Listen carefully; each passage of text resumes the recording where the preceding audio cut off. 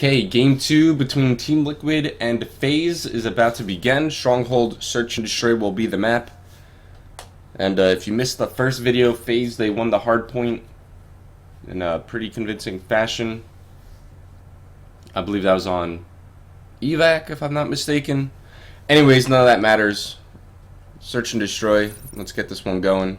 We're going to be watching Burns. From what I remember correctly, Burns has a pretty good game here against FaZe, and also one of the reasons I want to highlight Burns is sniping on Stronghold can be pretty tough at times.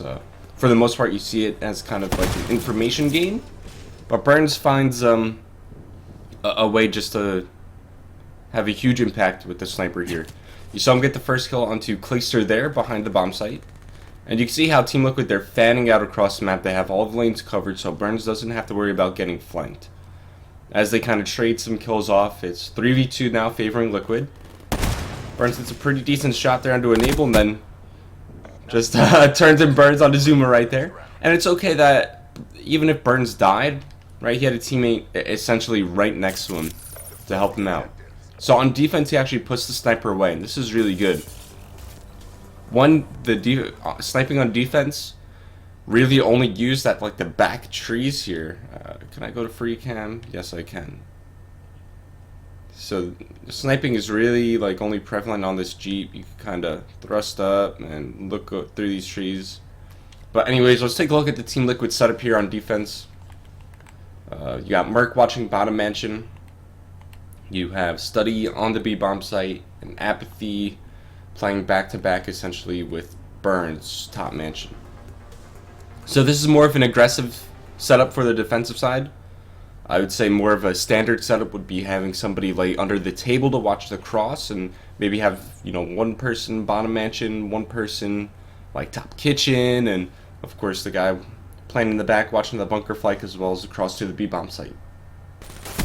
But Burns initially gets challenged here, takes out Zuma, knows that there's going to be somebody moving in for the trade, and he finds the second kill as well. And that's always a good tendency, or a good kind of prediction to make in Search and Destroy. So whenever somebody challenges you like that, especially with how Advanced Warfare played out, how trades were just oh so important, people are bringing that mindset here to Black Ops 3. So I always like to say, where there's one, there's more.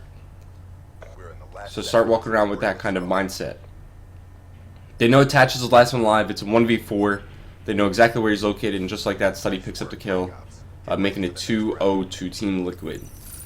So Burns will take the sniper back out here on offense. And this is good because last round, of course, he didn't have it, so FaZe, they might not be expecting this. So sniping on this map is tough because a lot of the shots you'll be hitting are kind of like mid-air shots. You know, you're thrusting all the way upward and playing for information. It's like a quick snapshot. But Team Liquid, despite getting first blood, they think that pushing through bunker will find them success here. You're going to have Burns peek with the sniper. And before he does this, let's just look at where everybody from FaZe is. So you have Enable. He's about to throw an EMP. He also has some text to follow up. Attaches here next to him. Clayster's pushed pretty far up near the radio tower along with Zuma. So essentially FaZe are playing two different 2v2s, and that's a really good shot from Burns to open things up. He also spots the second. So what they don't know is, because you're just funneled through such a narrow area, that it's not recommended to push through there when you don't know what's on the other side. But they could have, you know, maybe flooded out all three and fought almost a 3-on-1 there. Burns did spot a player here over near half wall, calls it out to his teammate, and perfect stuff there as they fight Clayster in 2-on-1. They work the trade. Now it is a 2v1. Burns has the HC, he has a dart, and he wants to get this bomb plant so he could earn himself the lightning strike. So as he peeks out mid, I think the last player from FaZe, yeah, it's Attach, and he actually gets a good line of sight onto the B bomb, but Burns is planning on the other side, so he can't see it. But a rough situation for Attach, especially because Burns has all these tools available to him. He's got camo, he has a lot of stuff to give him key information, and he just peeks the bomb site. He could trust his teammate here to watch his back. Burns is just playing first contact. Looking around for Attach. I think they have spotted him in the back. Misses the jump snipe, but it doesn't matter, right? His teammate's right there. Burns is saying in that situation, okay, If my teammate dies, I just need to stay alive, buy time, and we have this round won. So on defense, this is his first time that he's using the sniper on defense in the 4th round. And like I was just saying, just looking for information. Is anybody going half wall? If he moves a little to his left, he can see that home mid lane. Misses the shot on the player over near half wall. He's actually getting pushed up here. Misses the shot, but Study's there to give him some support. And this is what you need to do to protect your sniper rifle player. He's going to decide to pop the HCXD. Doesn't get much done with it, but he spots a couple over near the B bomb site. So playing for the retake here. Should have paused it a little bit ago, but here's just fine. So you have Burns challenging in front. Mercury is going to hit from bottom mansion. Study is already dead, and Apathy's cleared out half wall by the looks of it. So that's a good start for Liquid to retake the site. Burns wins a key engagement here on attach, and also he stays alive. He knows there's going to be someone flanking him.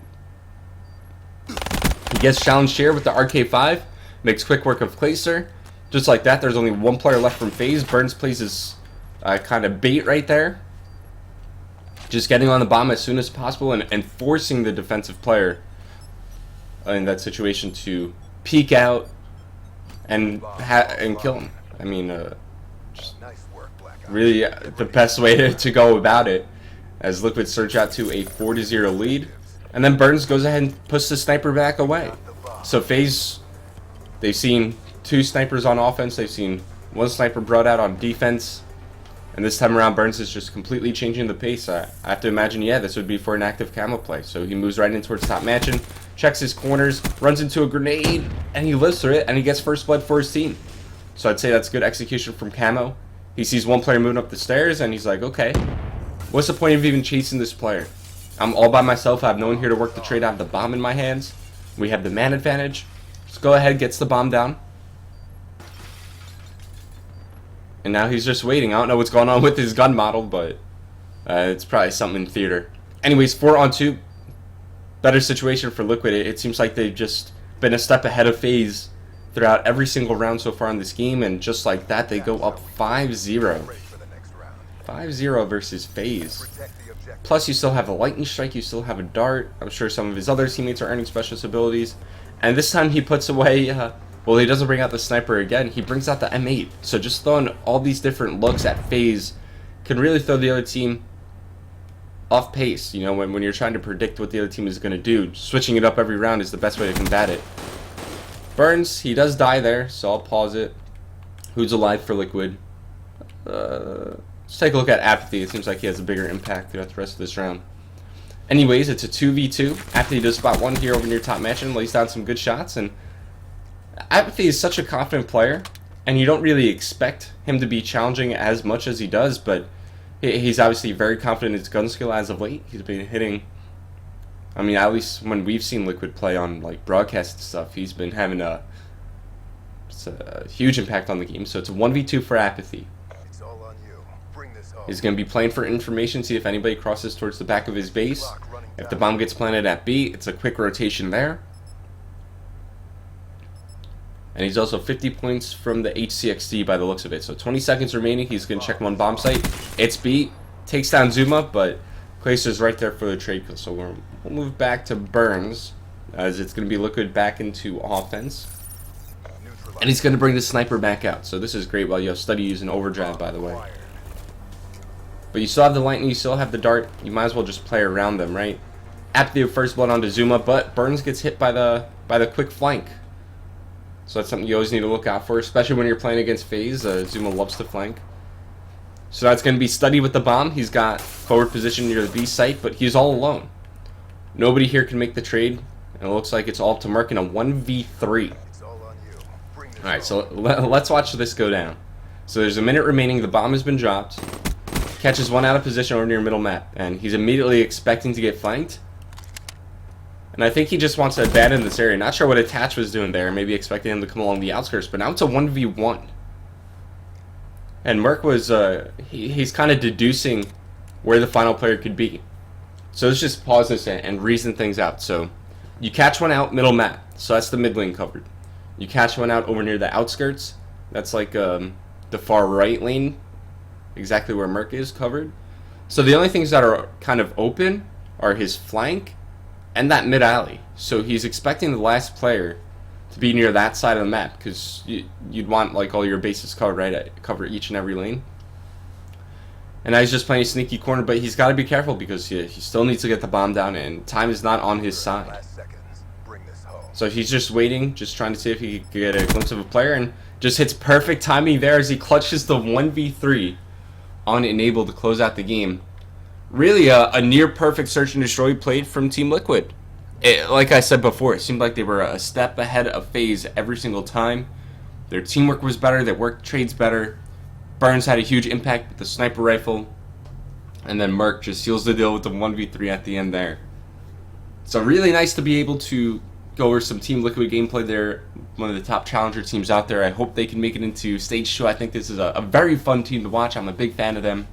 And coming up next, the next video in this series will be FaZe versus Liquid, the uplink match between them in the 25K as the action continues. I hope you guys have enjoyed so far, and sorry about the last video. I know the audio levels were messed up. I think they should be a bit better now. I made sure that my voice volume was louder than the game volume, but sorry about that, and I'll see you guys next video.